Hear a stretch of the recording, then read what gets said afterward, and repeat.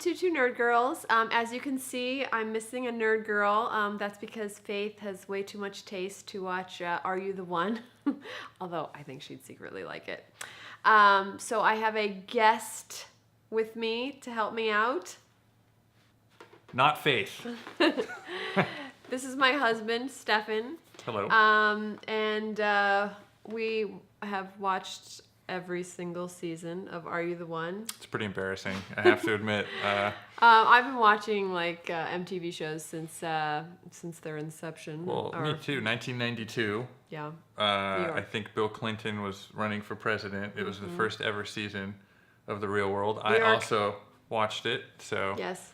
But I have stayed loyal and watched every freaking season of Real World, Road Rules, The Challenge, and now Are You the One? I did not until recently, when this beautiful nerd lady convinced me to start watching again. So now I'm watching all these shows. There's nothing like coming home to Are You the One after a long, hard day of work. It's absolutely the easiest thing for the mind to process.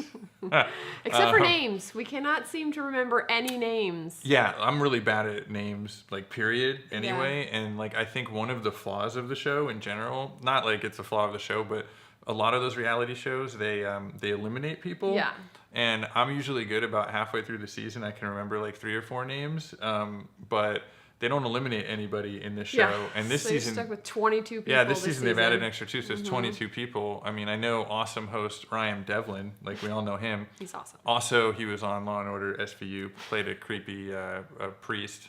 Yes. I watched that show too. I watched that show. But I can't remember any of these guys' names. Yeah. So we're just gonna kind of wing it, I guess. We'll just kind of. Yeah, I mean, we're just gonna kind of go with that. You'll get to see some of our reactions to some of the bigger moments of the show. It's not a good book at all. Everyone's being trashy, and I just don't like that. They have to do a challenge every episode, and this challenge was probably the stupidest. Might have been one of the dumbest challenges I've ever seen in my life. Well, let's go through the points. Number 1, this challenge didn't actually have anything to do with being a challenge. Like, it wasn't really a challenge. Basically, to set it up, they have to the guys are tied up to a pole like they're waiting to be sacrificed to the dragon. They're gonna get roasted. And then the girls are blindfolded and they have to smell each guy, and whichever guy they smell, like they like the smell, so that they're that they have the right chemistry. They pick him. Then they have to, both are blindfolded. They have to go and find the buzzer, and the first 3 couples to hit the buzzer get to go on the date. So what happens when they pick? They pick and they have to hit the buzzer first. Yeah, but who wins? Whoever hits the buzzer. So why wouldn't you just pick the first person you smell and hit the buzzer? Because you want to smell somebody you like. Oh my god, congrats too, like Ray Charles. It's really stupid. Right, so I have no sense of smell, virtually, so I think this wouldn't work for me at all. But I mean, the reason why it doesn't even work is because this is supposed to. If they just actually sat down and talked about what their interview questions were for making their perfect match, this show would be over in like 2 episodes, because they could literally compare notes. And it has nothing to do with physical chemistry. It has nothing to do with what the connections. This show, I'm sure there's a fair bit of fiction and producer involvement and alcohol they have to make it involved. Stretch. Also, they don't go out and get like the brightest bulbs in the socket to do these shows.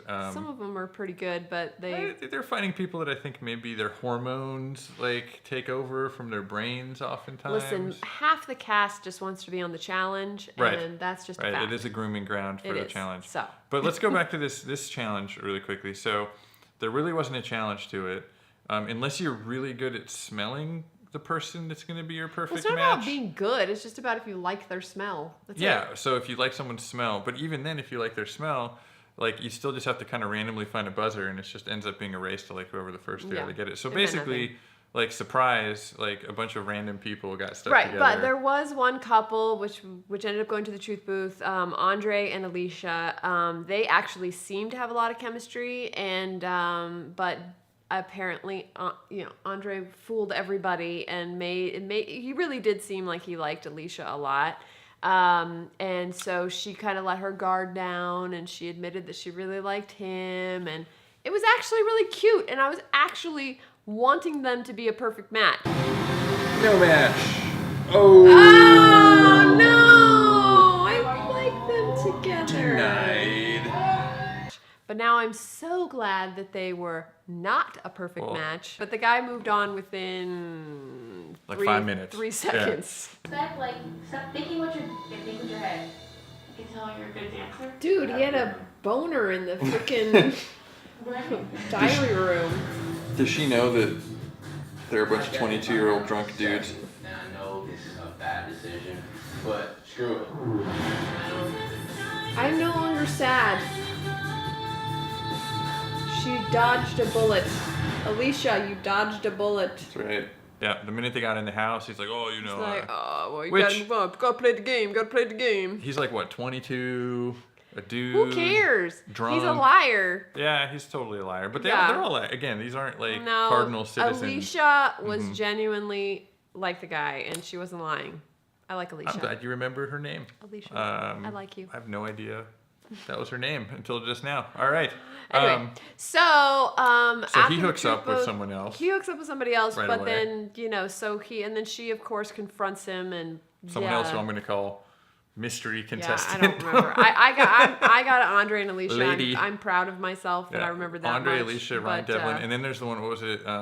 Tyranny. Tyranny. I was going to say penalty. Tyranny. Yes. To be of like a tyrant. And Cam because she's got the best hair. Okay. Yeah. Good. But anyway, so we get to the end, and the way it works is that if you every beam of light represents a perfect match, and so if you don't get Spotlight this year beams. is different. Normally you would lose in the last couple $100 seasons. grand or something, 125 grand. I can't. A Like chunk of the money. $250, I yeah. think it was like a quarter.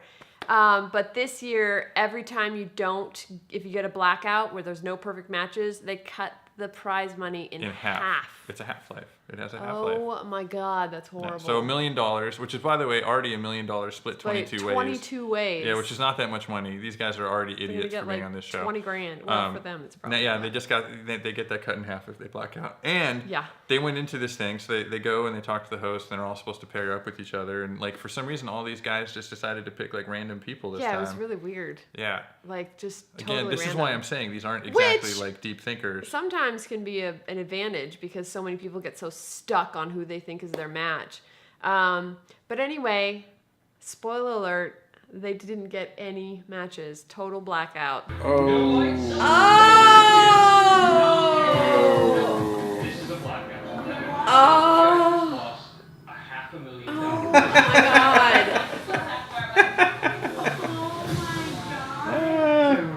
Hey, bro, look. So they are now cut in half to 500,000. But I don't think that's gonna last because the first episode they had right before the truth booth, he gave them an option. He said you can choose to see the results of the truth booth, or I can give you $250K to add to your total. So they're probably gonna do that again, just so their total will get back up. The other point too is that I guess since they all blacked out, every single couple knows that they're not a match. Yeah, it's actually helpful because it's almost like 11 truth booths 11 in one sitting. Not match truth booths. So, whatever, but anyway, so this episode was so amazing, you guys. I mean, it was amazing because of Blackout, but to be honest, the sort of interim stuff wasn't as good as their other episodes, right. I would have to say. So that is all, and we hope you enjoyed this review. Absolutely. So if you want to check out anything for Two Nerd Girls, you can go to our website, which is 2nerdgirls.com, and that's 2, the number 2, or subscribe to our YouTube channel. And thank you to my lovely co-host. Can I do the thing like you and FM do? Where you go, hi, we're 2 nerd girls, bye. No, No. Not gonna work. All right. You need to go. Okay. What are you doing? I'll see you next time I'm on. gonna watch next time. I'll see you next time on. Oh. They play. You have to wait till next time. They play. Nope. Oh, you suck.